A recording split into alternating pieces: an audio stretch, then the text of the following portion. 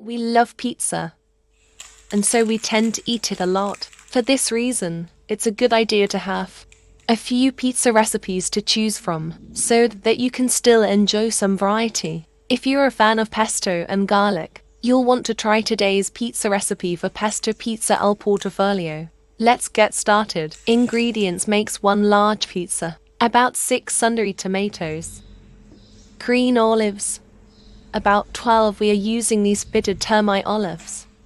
About 180 grams of ricotta. Belmorso garlic pate. Belmorso basil pesto. Belmorso extra virgin olive oil. Cottage cheese. Pizza dough. Store-bought and preferably round.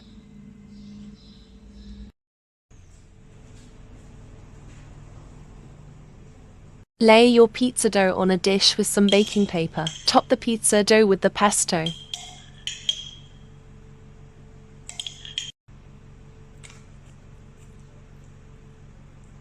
Followed by topping the pizza with 4 tablespoons of our garlic pate. Bake at a lower level of the oven for 20 to 25 minutes. I suggest you watch it while it cooks, as ours turned a little more brown than I would have liked. It still tasted delicious though. Once out of the oven, take a fork and a knife and cut the pizza in half.